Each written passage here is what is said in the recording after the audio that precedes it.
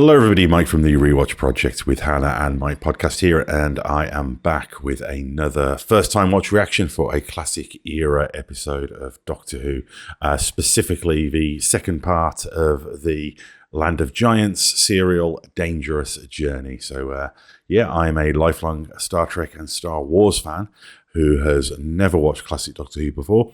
So this is very much a journey of discovery, and I'm really glad to be joined by you, the Whovian, to help guide me through and traverse me through this very exciting and rewarding, but to me, new geek landscape. So quick reminder that I do talk over these videos, I do pause them, that's how I react. I would also like to issue a quick reminder to check out the other content on this channel, namely the audio podcast, the Rewatch Project with Hannah and Mike, where we go back and watch some of our favourite film and television franchises, in addition to the film, television, music, and general pop culture goodness that shares this channel. But I don't want to mess around. I've been really enjoying season 2 of Doctor Who so far. The first part felt like a real shot in the arm. I think energised, confident feeling to the beginning, and also initially at least, very simple, lean, fun genre conceit to this Land of Giants storyline. So let's get into it. Part 2, Dangerous Journey. Yeah. Yes. We left off with the giant cat. Or the regular sized cat, depending on whose perspective you take. Don't move, any of you. And whatever you do, don't look into the cat's eyes. Close your own if you want to. Don't relax. One swipe of its paw would smash us to pieces. Yeah, I like this idea as well. Just the basic concept that even mundane, everyday items can be perilous when you're in this miniaturized, weakened state. I can see a huge leg coming. I mentioned a few times before about how very much these formative, stage-bound BBC productions really were an offshoot of theatre and radio as well. And, I can see a giant leg, the kind of having to tell the audience because you can't see them. Again, I think it's tempting for modern audiences to be quite sneery and judgmental about that, but I think it definitely adds to the charm as well. And it adds to the sort of vim and vigour of the performances. And that would happen.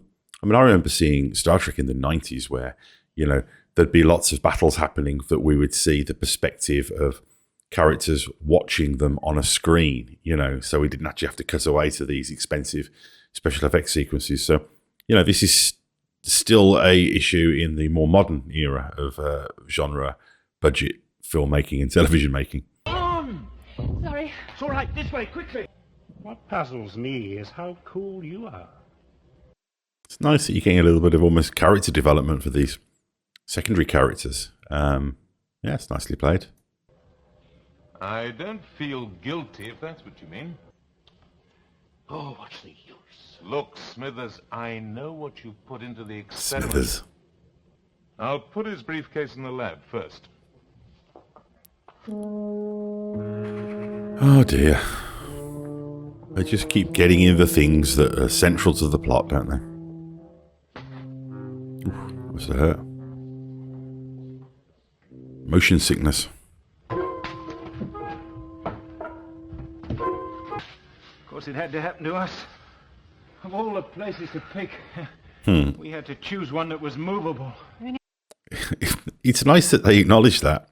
They acknowledge the motion sickness and the unfortunate irony of their hiding place. I feel like this episode is just one step ahead of me. Any idea where we are? Lucky. Yes, but you know what the metal was? What? It sounds ridiculous. It was a paper clip. Yes. Well, the only thing to do is to keep out in the open. If we must hide behind things. Do you think we could find some water? I wouldn't mind bathing my ankle for a bit. Yes, all right. I'll go and have a look over here. Seems like a bit of a luxury. Let's move the body. It's funny, one of the, or a couple of the commenters on the YouTube channel, and thank you for commenting, by the way. It's really nice to see some familiar names coming back up again now I've gone back into doing these Who reaction videos. Commented about how this is the first time, I think since the first story, maybe, that they've actually returned to contemporary Earth or England. And it's funny because it's a kind of so near yet so far scenario for our human travellers, because, they're back in Earth in the present day, but there's a caveat, there's a catch. They're tiny. Well, I definitely saw him pick up the briefcase. But when he walked past us, it was just like a mountain. Just a blur, But he must have gone inside the house. I've got to say, I'm actually quite impressed that they're not just falling into the Irwin Allen tropey thing here. They are actually doing a pretty good job of capturing the kind of emotional impact and physical intensity of being surrounded by giganticism, and how unnerving and hard to process that would be. Good on them. Careful, Grandfather. Too far for you, Grandfather. Well, if it is, I shall have to give up, but I'm not going to give up before I've tried.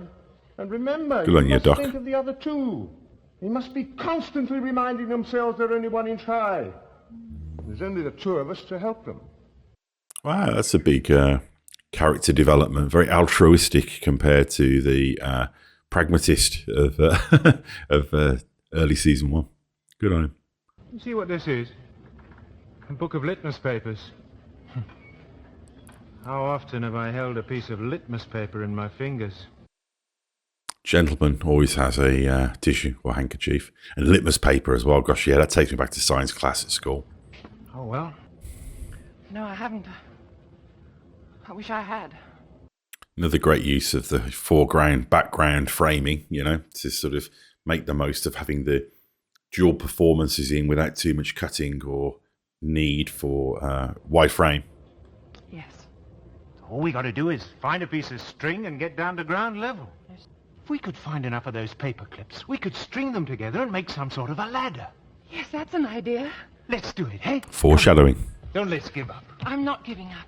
Good. Let's fashion an item. Oh no. You have to have a giant insect. You can't do this concept and not have that. I've done it, Barbara. Barbara?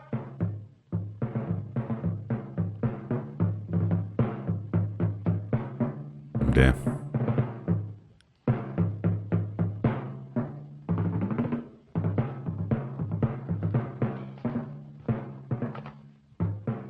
Yeah. Don't blame you. You don't have to watch everything I do. I like to know what's going on. There's blood on the flagstones. You don't seem to have noticed that. I shan't forget this, Smithers. Oh, yes, you will. You'll forget all about it. Killing Pharaoh. I talk like I am evil. You'll rub it right out of your mind. Well, of course. And they're fun archetypes as well. You've got the heavy evil because he's an evil guy, and the conflicted, hubris-filled scientist who kind of wants to do the good thing but just can't fight the natural allure and ego of following his own, And don't scientific think I'm doing this muse. for you. But if there's one chance in a million of the experiment going through, of making it work, It's a bit like a doctor in some I ways. must do it. I must. That's sensible. Father, we made it. Yes, yes, We got to the top. yes, I know. It's knackered. I'll do like the plug. Let's be all right a little while. Production outdid themselves on this one, didn't they? Look at that camera. Oh, Very impressive sets and prop design. Grandfather, I think I heard some people talking. And I'd imagine watching this as a child, it would be, there's a lot of very memorable imagery in this that I would imagine stuck with you. Like Ian said, You can see the insecticide glistening on its legs. Pretty lethal.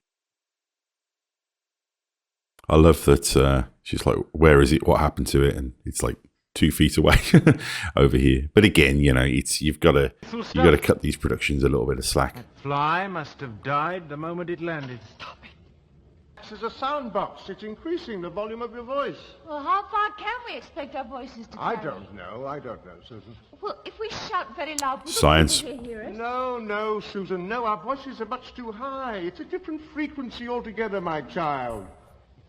Dog might be able to, perhaps, but we'll try it again.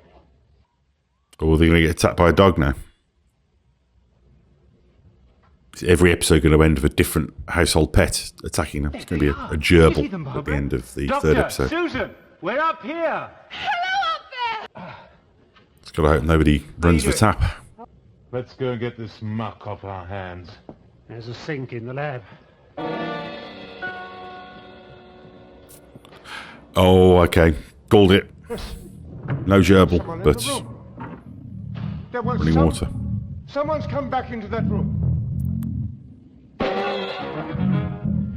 on up.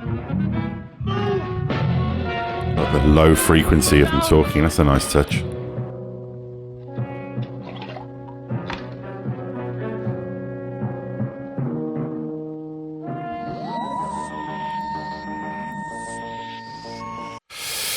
Here we go. Okay, next episode, Crisis. I really enjoyed that. I think, in addition to just the fun sci-fi elements of it, and as I mentioned in the last episode, the fact that the show seems a little bit re-energized. Although one of the commentators on the YouTube channel did mention that this was, I believe, shot during that initial production block from season 1, although it aired as season 2. So if that's the case, I don't know. Maybe they just knew that it was wrapping up, so they had a final little burst of energy like you do. But also, those sort of elements that I often struggle with, the kind of anthology elements, the secondary characters, the sort of guest characters of the week element here is a bit more interesting because it isn't about societal machinations, which often it can be. It's more of just a really relatable human struggle, the sort of tough thug and the nervous, flawed scientist whose work is motivating them to the detriment of their own morality. And I think this has just got a clarity and a crisp simplicity to it that I think lets the elements of the show that are enjoyable really float to the surface and shine. So yeah, I'm really enjoying this. Quick reminder that I appreciate feedback, rewatchprojectpodcast@gmail.com, or alternatively, just comment here on the YouTube channel and I will either reply to you there or on the show. And also a reminder that I do appreciate you checking out the other content on this channel, namely the Rewatch Project with Hannah and Mike, the audio podcast, where we go and rewatch some of our favourite film and television franchises, in addition to the other assorted film, television, and music and general pop culture goodness stuff that is on this channel. So, I'll see you soon for part 3 of Land of Giants, Crisis. See you soon. Bye-bye.